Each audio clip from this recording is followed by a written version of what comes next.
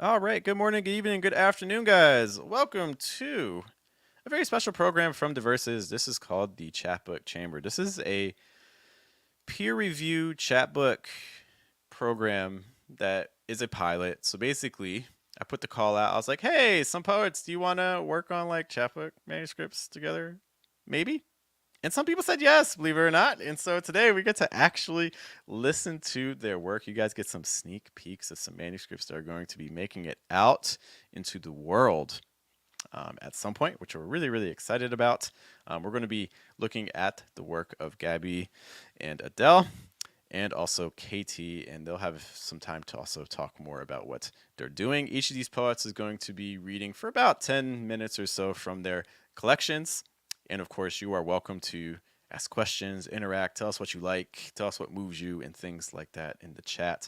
Or if you're watching this in the future, hello from the past. We're so excited that you guys are joining us.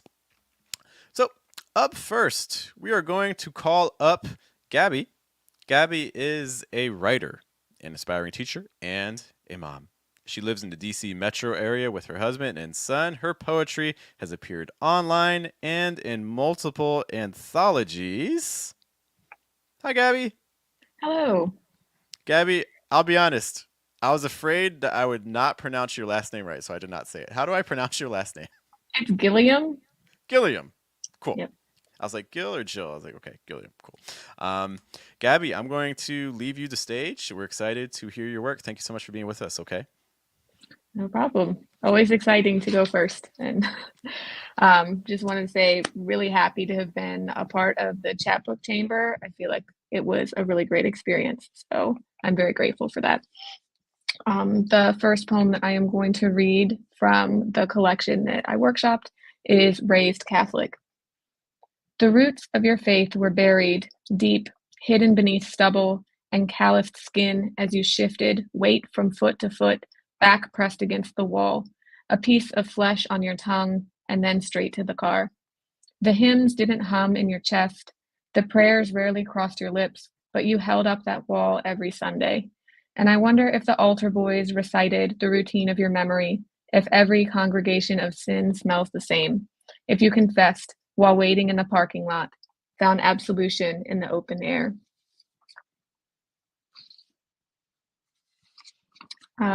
The collection is very much about my relationship with faith. And so you are definitely going to see that theme running throughout. The second poem I'm going to read is called First Communion.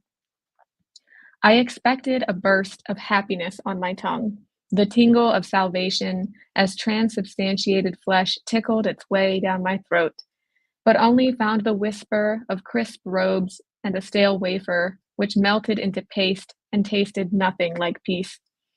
I would have coughed to clear it from my mouth or spit it out if Jesus hadn't been watching from his crucifix, open wounds oozing with forgiveness.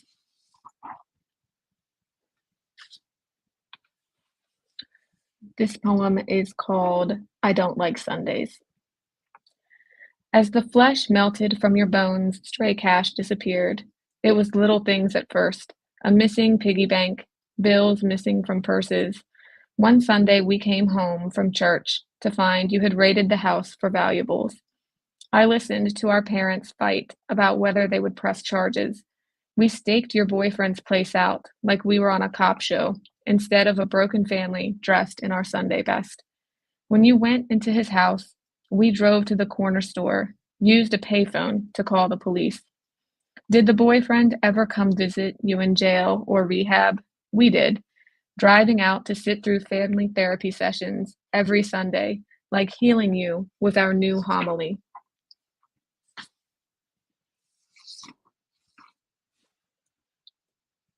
Act of contrition. I bruised my knees, begging for your forgiveness, counted plastic beads as I repeated the prayers, a priest's prescription for penance of my childhood sins. How many Hail Marys would I get now that I use my knees for a different type of service? Can Our Lady of Peace offer an olive branch, or is my mouth too soiled to hold absolution on my tongue?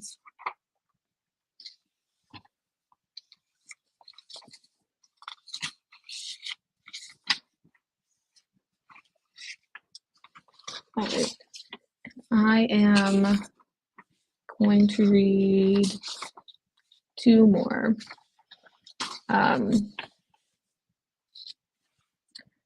The second to last one is called My Apologies, Dad. The marbled stumps of graves poke out of overgrown grass, an army of gray thumbs in perfect, steadfast formation. We didn't open the windows or stop the clocks when you died. I hold my breath until we pass the final row to avoid catching my death or angering an envious spirit with my functional lungs, my beating heart, my tightly pressed lips.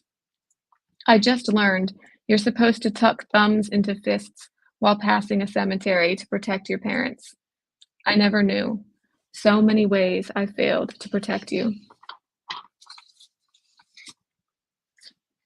All right, and the last poem I'm going to read is My Morning Run Grants Absolution in Every Breath. I clutch at laces like rosary beads, taut knots instead of Hail Marys.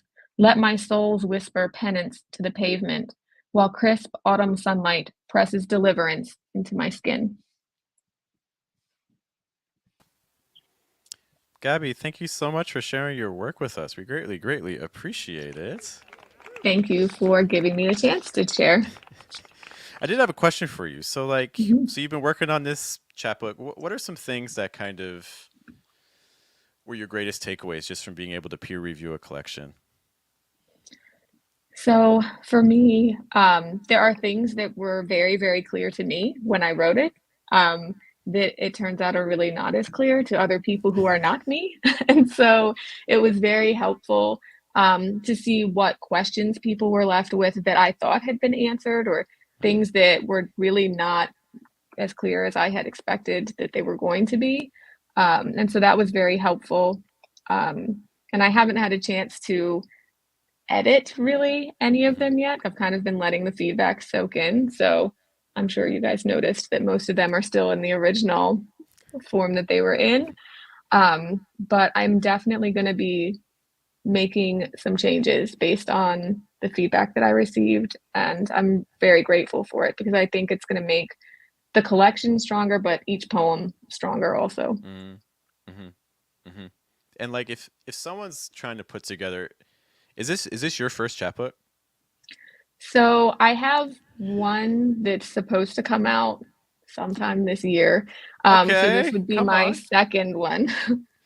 Cool. So, what if someone's never put together a chapbook collection before? What would be your biggest piece of advice to them? Would you say?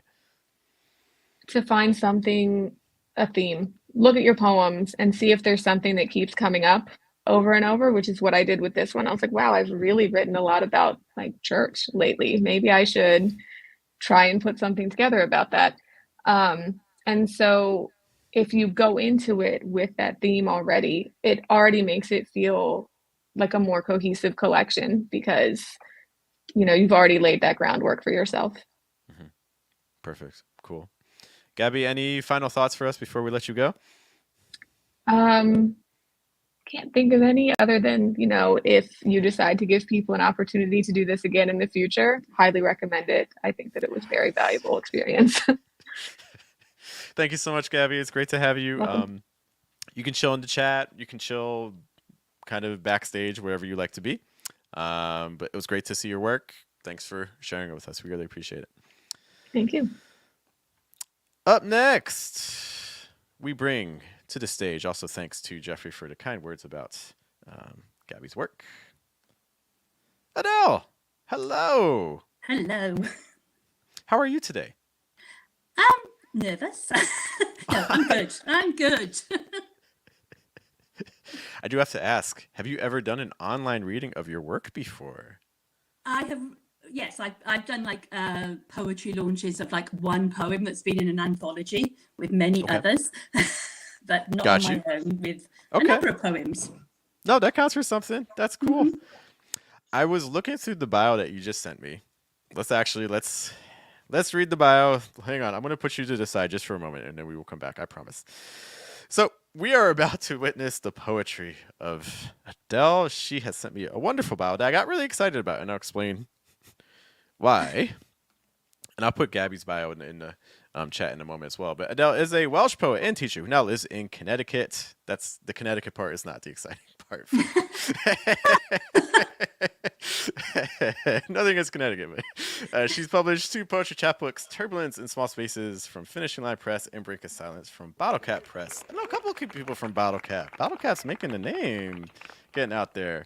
Adele, I got very excited because on my mom's side of the family, there is a very large percentage of people who are Welsh. So I was like, oh, look at Welsh poet. Like, yay, that's so good. I was also going to say that the space you are in is perfect for an online reading. I'm just saying that. It's like the angles, this is perfect. Cool. Yes. Um, And Connecticut is exciting, I'll have you know.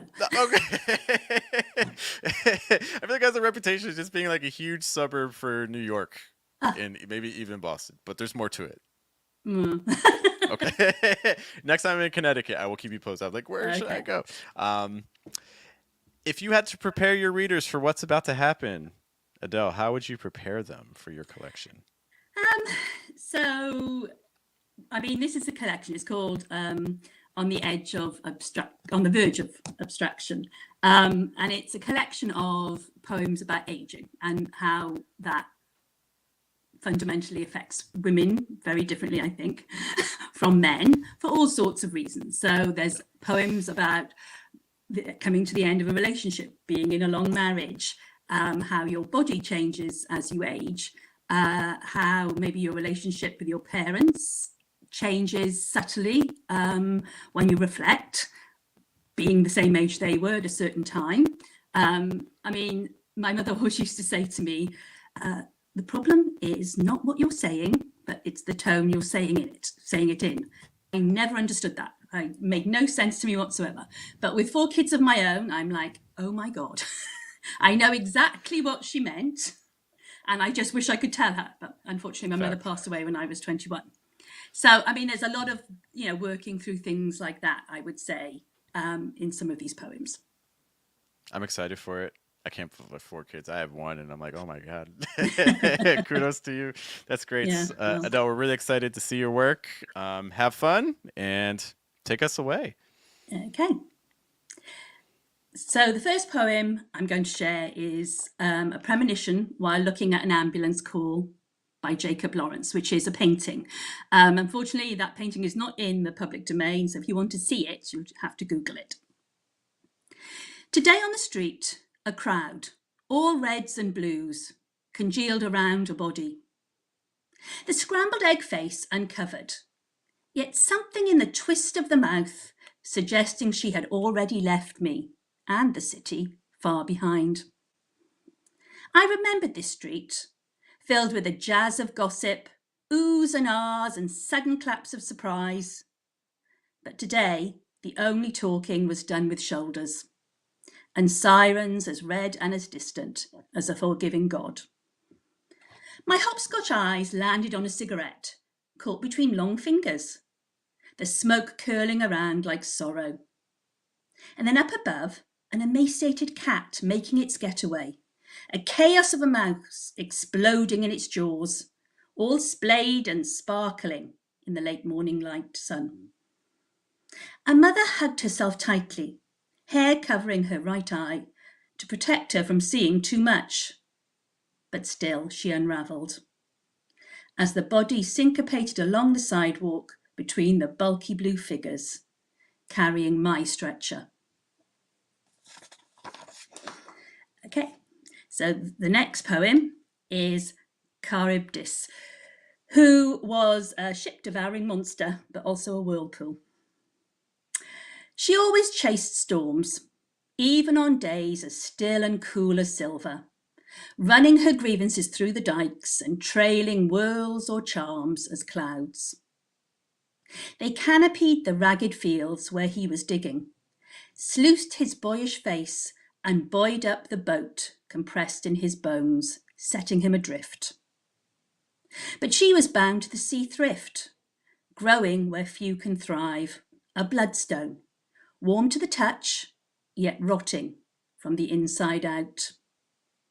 When he left, she caught a cyclone and curled it around herself, embedding in the boggy ground, a fossil waiting to be quarried, so they could understand the wherewithal of her.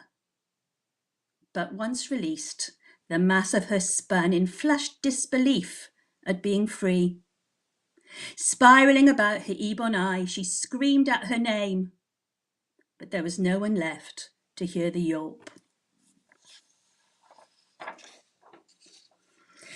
The next poem is called Swans Can Break Your Arm, and it's a fib poem based on the Fibonacci sequence, which, if you look at it, starts with 1 syllable, 2, 3, 5, 8, and then repeats.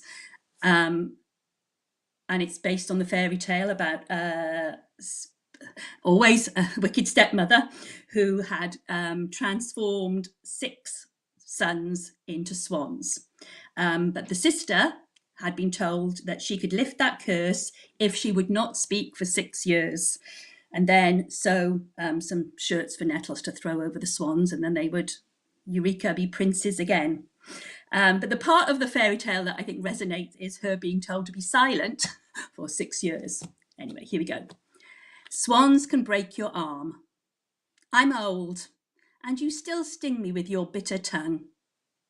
We listened to the screams of swans, and our unhappiness grew wings, flapping all the time, making you restless and harsh. And I knew there would be no happily ever after. I started to sew nettle shirts, though things from the dead are always hellish to work with, and leave my hands weeping blisters. Creeping past the swans, I shroud you in your own words and leave you behind with the fairy tales.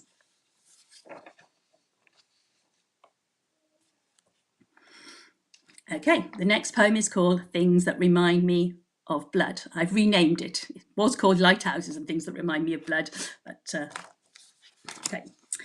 When I was booking a getaway for my husband's 60th birthday, I found a lighthouse decorated like a barber's pole, a helter-skelter of red against a cone of white gauze. And isn't that what they say about a barber's pole? Blood and bandages. Though it always makes me think of losing my virginity. He, my husband, likes lighthouses, you see, although he is scared of heights. So we visit and venture up every forlorn tower we happen upon, as if we are caught in a Kafkaesque reality TV challenge to climb every bloody lighthouse in New England. Once inside, the spiralling stairs, like our ancient quarrels, go round and round before doubling back on ourselves. And my husband clings to the wall and his old excuses, and I rush on, hoping the things behind us will grow smaller from a higher vantage point. On the last day of the season, we arrive at Deepwater Lighthouse.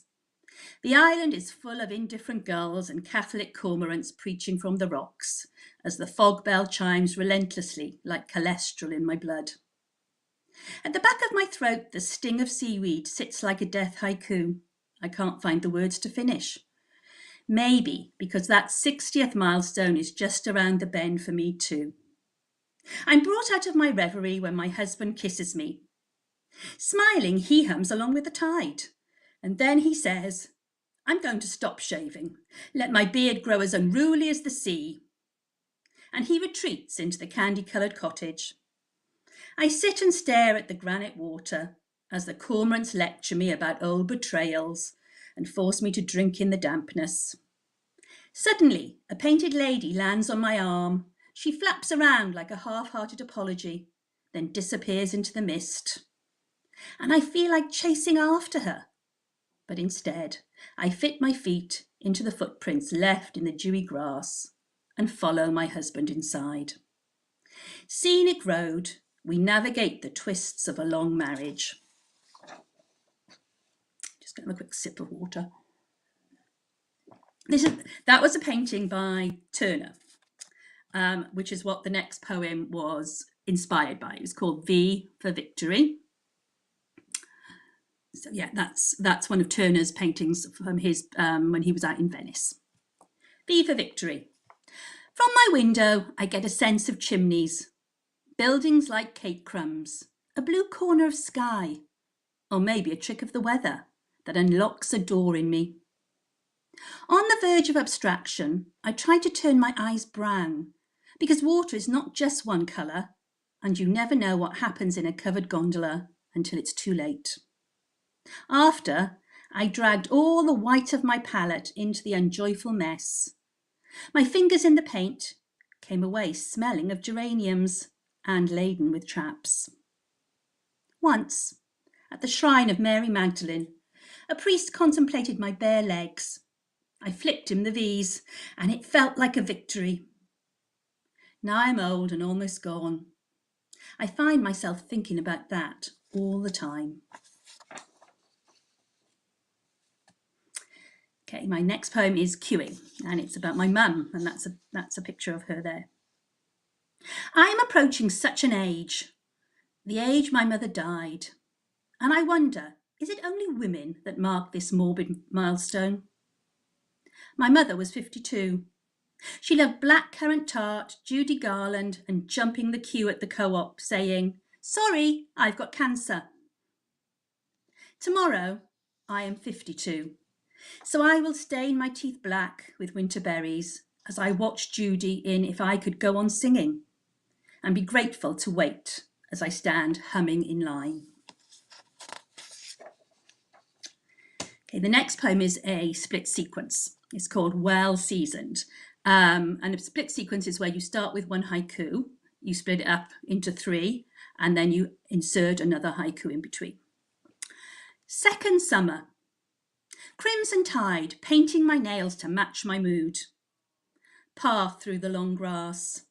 Wool gathering, spotting white tufts in my pubes. Now a road. Fall wind, I plant wildflowers in all my cracks. And to follow that one, a poem about menopause called Beastly. Unable to sleep, she is waning and wondering if she really needs to wax anymore. Finally, a sticky embrace snatches her away to a Soho restaurant where she'd slung shots with a cowboy. Later, the feeling between her legs like popcorn slicked in butter. Suddenly, she's in the back seat of her Ford Fiesta, slurping herself from her lover's fingers. And just as the sauce is on the tip of her tongue, she wakes. Now she tastes like a gamey sea creature, musty and overseasoned. And the only sauce available is the vinegary mint variety made by her husband from herbs in his newly cultivated garden. She tells friends he planted it when she stopped letting him plough her. She always liked a good panto gag, and once she'd even tried a gag, but didn't love it. She'd always had too much to say. She rolls in her sopping sheets and decides to seek refuge in her vibrator. Popping the cap, she anticipates the fizz. But then, his warming breath pours over her. The one spared the bloody smears of life and Sirocco sighings of a dry fanny. She is incandescent in the flood of this change, while he slumbers on, rumbling from both ends. So she rears up like the beast she's become and swallows him whole. Okay, old age and other shit, which seems perfect to follow on from that. It's strange. This mundanity of hankerings for baked beans on toast or prawn cocktail crisps, your growing up food. Now you're only growing out and old and infirm. You feel you should have loftier longings for ancient things, like the tang of mead in the mist around an abbey, or standing stones arranged like the uneven teeth of Rhys Ifans in the film Notting Hill. You listen to BBC Radio and pretend it's for Gardener's Question Time, when really it's just for the thrill of hearing the Welsh voice of the allotment expert and for the people ringing about politicians or potholes. Last week, Rod Stewart was so fed up of his Ferrari getting bounced along the lane was divided. But you were impressed. After all, Rod must be about 80. Today's topic was about the war. Tesco's was waging on house martins, a momentary diversion from the other war. The story was about migratory birds, weighing about 50 pence, and flying thousands of miles to roost under the awning of a supermarket in Scotland. A pest expert talked as if these birds, like other refugees, were coming up on their sell-by date. He spoke of nets and spikes and customers slipping on shit, until he was interrupted and told to call the droppings guano. And you thought, if only old age was that simple, that by relabeling shit we could almost make it poetic.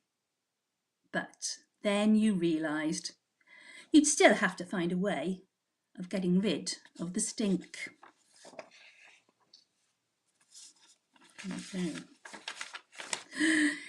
Okay, this one, nails, has got a very special place in my heart. It's about my grandfather, or as we say in Wales, Bampy. On gardener's question time, a woman named Camilla, soft-spoken and waning, asks how she can keep her nails clean after gardening. The panel is made up of 3 people, 2 men and a woman. The men don't offer much beyond wear gloves and grow a loofah to scrub away the scum. But the woman is a little more thoughtful when she says, "Don't worry about it. Dirt is magical. Be proud to have the evidence beneath your nails." And I imagine Home County's Camilla making a face as if she's just caught a whiff of manure or seen my grandfather returning home from his allotment. My Bampy spent his every Sunday digging and planting and cutting his crops by hand. At dinner, the vegetables were piled high like the sinners in chapel after a Saturday spent in Cardiff. There'd be carrots and peas and collie, broad beans, runner beans cut into strings, 2 types of potatoes, and the cabbage as chewy as an old boot. And even though I hated it, I knew better than to say, or I'd get cabbage each day for a week, and a Sunday school lecture about children in Africa. Bampy wore the weather in his flesh and bone, the rain lapsing in his knees and the wind cutting crevices in his cheeks. And before we were called to table, I'd walk my fingers along the ruts of him, and he'd tell me tales of Mary Lloyd and how King Arthur was a Welshman. Then my nan would say, "Go scrub those nails of yours." And he would laugh and spin around as if she was a conker on a string, saying, "Now, Cariad, this is God's dirt, see, and on his day he'll not mind." Then he'd wink at me, and my nan would flush, but let him be. You see, every other day he was digging down the mine, and after his shift he would scrub his hands as hard as the parable of the unjust Stuart. He called the shadow beneath his nails the devil's dust, and in the end it killed him. After the programme ends, I go into my garden and check to see if the cabbage heads are firm and hearty and ready for harvesting, just the way he taught me. Old hands, the moon sinks beneath my cuticles. Okay, just 2 more. This one is called Back Stitching. Labouring in the twilight, now she is too old for babies. She births a comforter, appliqued with forgotten vows and the tulle of unremembered things. A scrap of her wedding dress, his hanky with the unravelling eye, the frill from an overworked apron, a lucky rabbit's foot from an overworn onesie, her boy's sports jersey, slogans ripped from her daughter's t-shirts, spangles from ill-thought-out Christmas presents, a precious patch of seersucker from the dress her own mam made, odd buttons and fraying hair bows, the stern ribs of an underwired bra, and always one lonely sock, languishing without a mate. All the detritus of a closeted life, that from the outside seemed respectable enough, pressed and starched and bias bound. But inside it was a jumble sale, and later, every weekend, the wind chimes of empty hangers. It is late now, no seam allowance left. So she picks up her needle and cross-stitches all the words she never got to say. And it's enough. As somewhere in the dark, a tailor bird finishes sewing her own casket. Yeah, Okay, this is my last poem. It's very, very short. Oh, I'm sorry, I'm not going to do that one, Jeff. I don't know why that's there. Yes, backstory. Standing on the rim of tomorrow, you tell me I'd make a lovely short story. How can you be so wrong? I was always a poem, a way to hold your grief until you were ready to let us both go. Thank you. Congratulations. What a collection. Thank you. So many people are commenting, we need an audio version. We need an audiobook that pairs with the chapbook, just a note. Okay. Adele, what would you say was like over the last 3 weeks? What do you say has kind of been your biggest takeaway just with everything and working on the collection? No, I really enjoyed the process. I mean, I have edited some of them I haven't got round to yet, but I mean, hopefully Katie and Gabby will notice that I've taken some of the suggestions on board.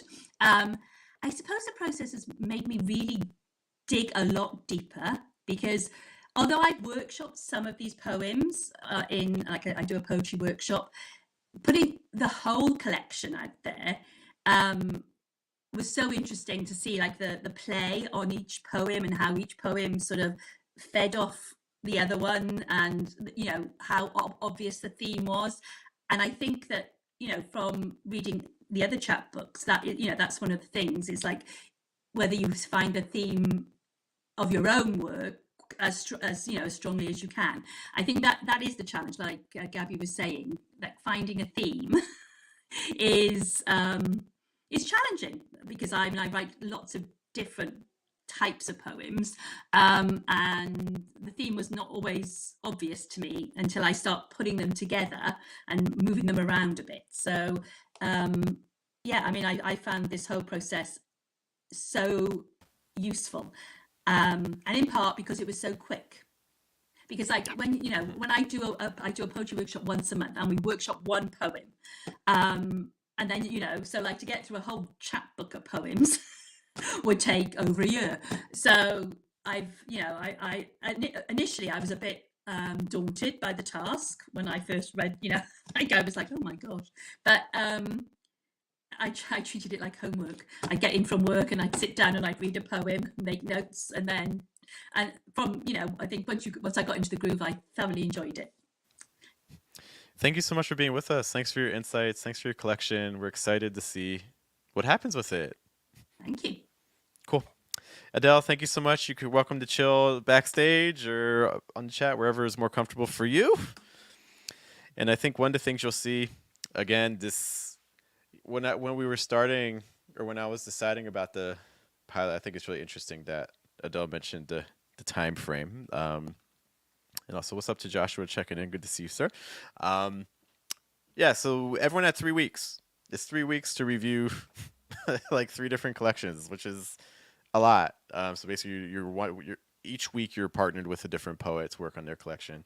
However, that time frame was really key because we're trying to get some serious work done, and I think having that time frame aspect, hopefully all the people would agree that like 3 weeks is good, because I think 4 weeks would be a little much, but I think 2 weeks would also be a little short. So I think 3 weeks kind of seemed like a happy kind of little compromise. Like we can grind something out in a couple weeks. So that was kind of our goal. So if you're interested in learning more about what we're doing with chapbooks and maybe taking part in the next round, as we kind of get feedback and things like that from our members, be sure to get in contact with me. Up next, we have our final poet of the evening. Finishing strong, we're going to introduce you to Katie Lowe, or is it Lau? She's going to correct me. I'm guessing it's Lowe. I'm going to take a stab.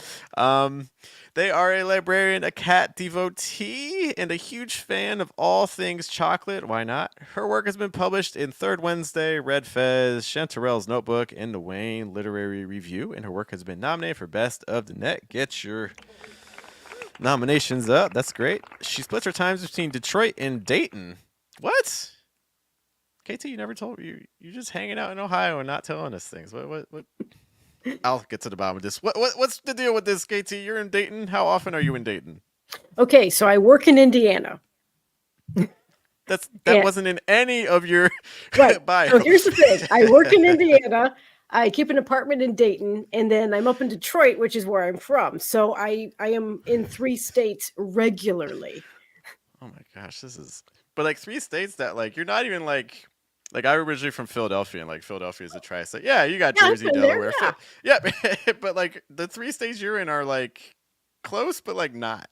Like that's Right. quite the. It's about a 3.5-hour drive from Dayton to Detroit, and then it's an extra 45 minutes for me to get to work. Now the good thing is, are you involved in the poetry scenes there? Dayton has a poetry scene. Detroit has a poetry Yes. scene. Yeah, I'm probably more familiar with Detroit's because I've simply, I'm from Detroit originally. Yeah. And I've done readings in the past for Metro Detroit writers. But Gotcha. yeah, but in Detroit Okay. in Dayton, I'm part of the Ohio Poetry Association, and I'm pretty Okay. active with them. Oh, that's shame on people are gonna be. I need to be an OPA member, but I never. Yes, you do. I They're know. wonderful. I know they are, and I know like everyone in it, and it's like, but this isn't about me. This is about you. How do I how do I pronounce your last name? Is it Low? Lao? Low. Low. Okay. Yep. Yeah. Cool. Yep. Long vowel, consonant E. Appreciate that. Yep. Cool. KT, what are we about to hear? Okay, so I'm going to put first on tap Vandalia Coin Laundry. So Vandalia, speaking of Dayton, is it's a suburb. It's just north of Dayton. Interesting. Okay.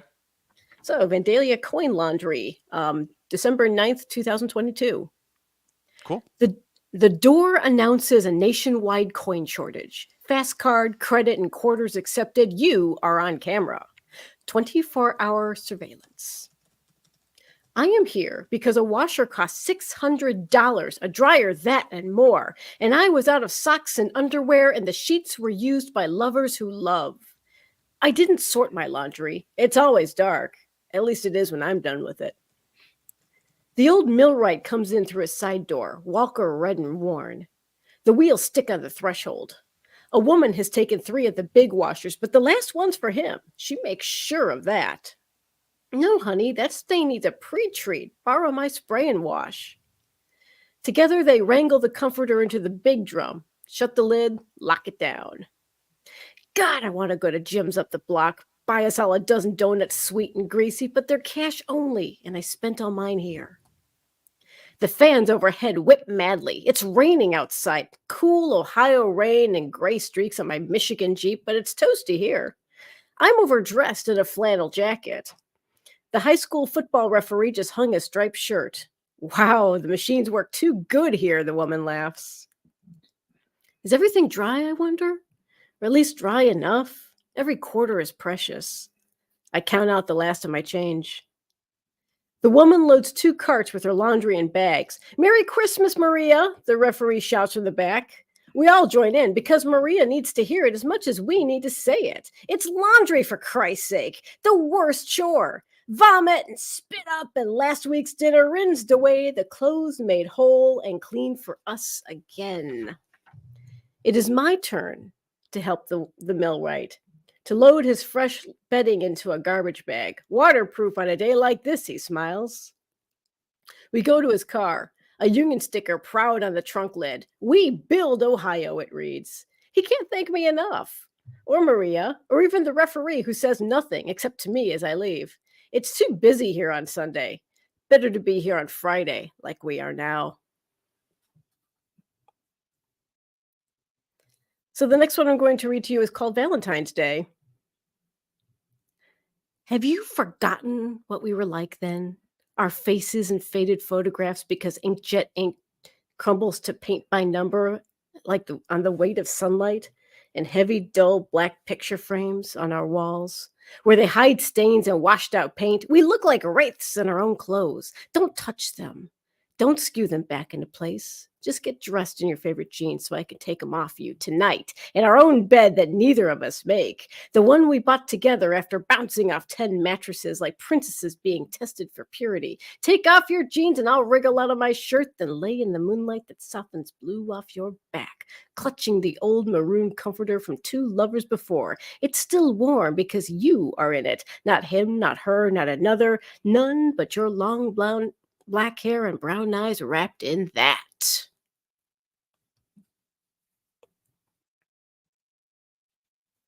And the next one is called storytelling. I need a tattoo to those who altered my world. My body tells stories without me.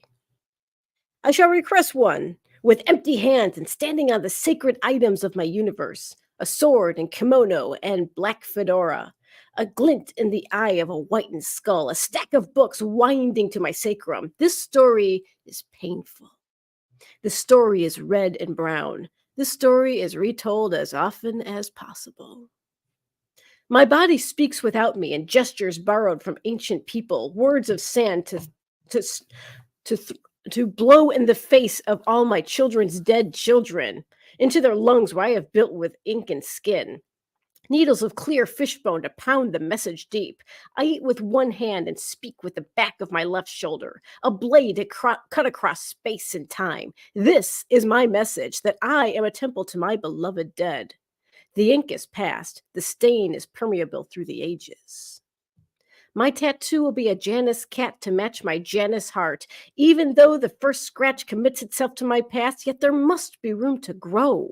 Doors leading to incalculable lives, objects of offering to futures not imagined, memento mori of my own flesh, in honor of a life unexerted.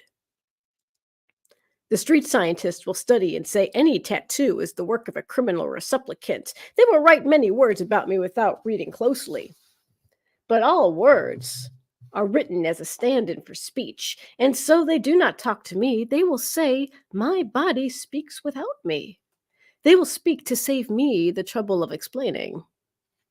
This is the ink on my back, made of soot and fat, a votive candle broken into my pores. My every motion is prayer.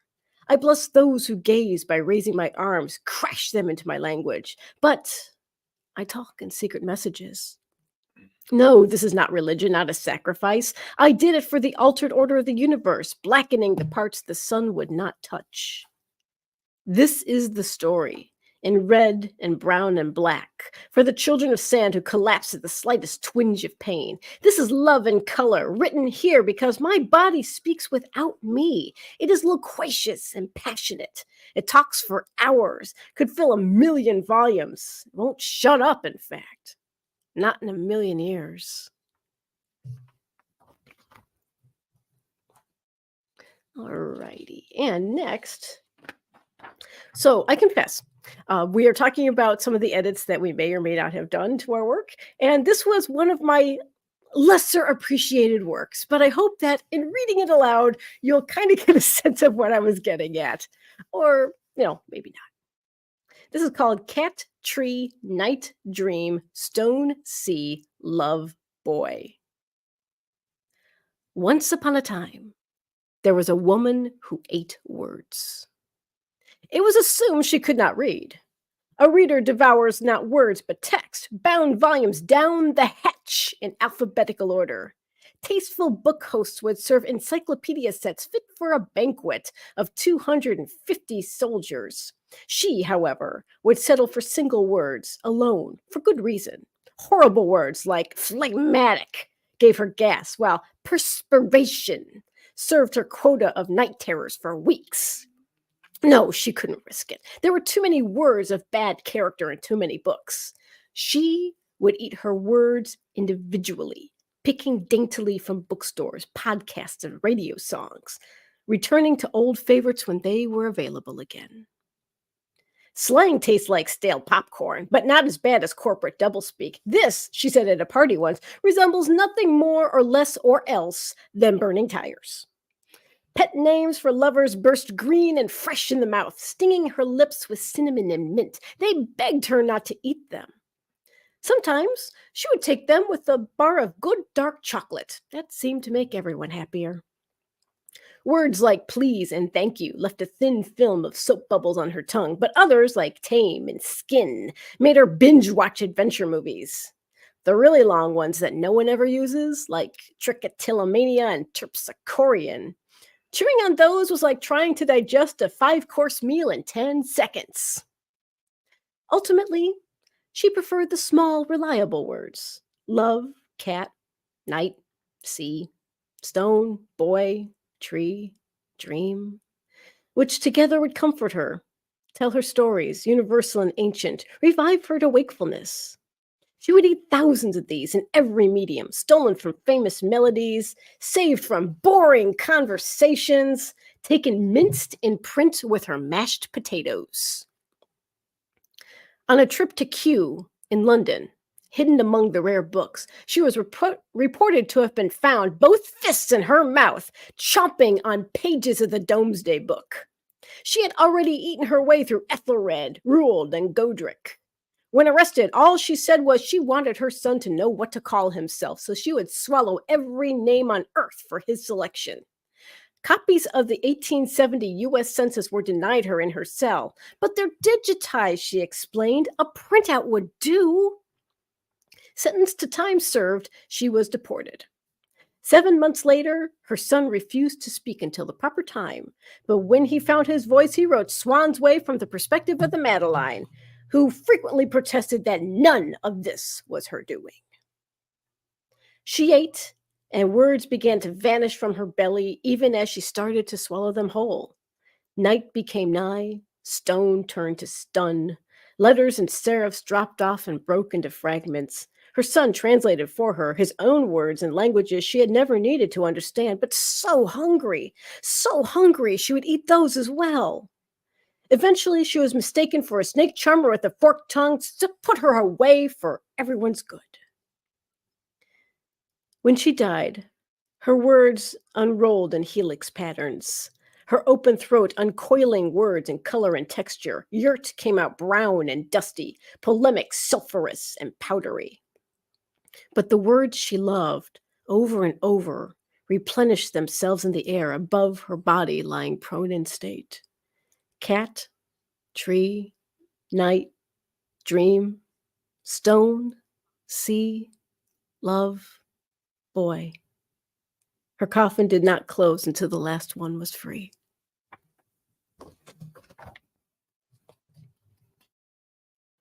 Now, that one was, again, not one of the more favored ones from the reviewers, from my fellow poets here, but this one was one of the top ones, one of the ones that everyone seemed to like. This is called The Last Days of Voyager 1, and yes, it is about, it's not about the satellite as much as what was on the satellite. If it were 50 years ago, the golden age of fact, or 50 years later when knowledge had vanished, things might have been different. The pictures were intriguing. How do you think with a head so small and with fingers so short? How do you reach anything? The colors were so deep. Who knew red never washed out, or that blue was a series of shades, or that sunset came with only one sun dissolving into purple? It was the music that was the problem. Beethoven was a hit, serving as greeting, 4 notes as like a knock on a new planetary door. The gamelan brass bells smiled with a Navajo chants. Infants were soothed to Bulgarian women singing, but a linguist sounded the alarm. Humpback whales were novel, but Johnny Be Good was a revolution. A warning. Who would glorify ignorance but a species set to invade?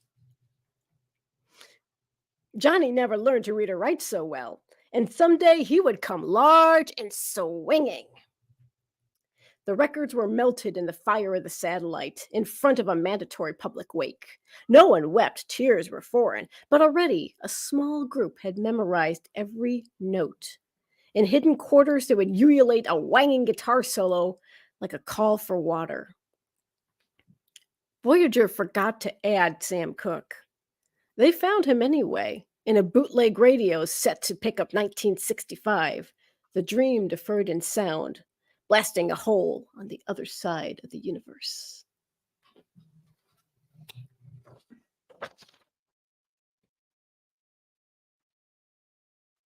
The cat's name is James. King James I. Now I'm going to read you another one about place. This one's a little bit more local. This one's called Ohio, Detroit, New York, Ontario, Hokkaido. I eat the music along with the snow. They both rest over my heart in a small huddle. My bones have learned to sing in harmony, attuned to my breath, water vapor mist. The songs are elegant, crystalline, with brilliant high notes, singing from the leaves and the branches and the rib cage and the clavicles. Remember when California was exotic? Before you could carry it in a suitcase, the whole state from the plastic to the profane, now in a berry basket swung by your side. I am singing the song of the universe, and you send a tape from San Francisco, guitar distortion among my wind chimes. I miss the whorehouse supply store in Haight. I miss the Mission District, Valencia Street. I miss the ache of my legs when I finally walk home. Snow tonight in central Ohio, Detroit, New York, Ontario, Hokkaido. I unloosen my long hair to drift around the world, absorb the snowfall all the way to my brain. This season is not infinite, only close to the skin. January and February are sacred. Blizzards taste like good gin. I drink them and dream, head hung downward, holding on to the cold. California needs winter like Michigan needs a mountain. Someplace to kiss a lover, someplace to sleep close by. The right kind of fire that never burns out.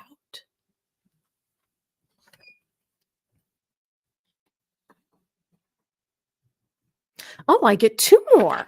Oh, I only had one left. Two more. What else do I want to eat? Oh, let's see. Well, you know what? I'll give you this one first.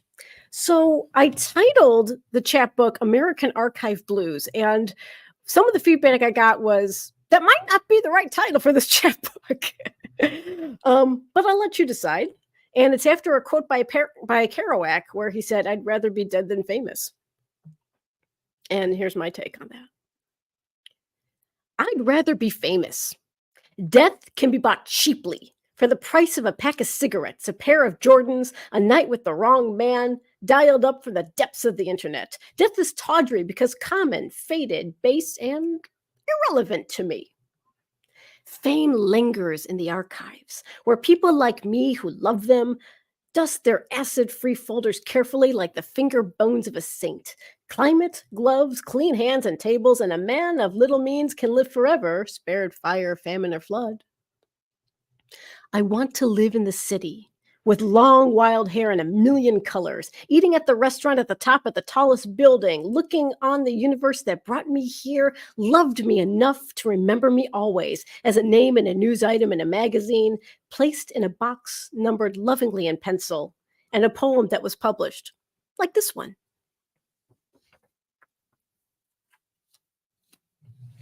And I will conclude with True North.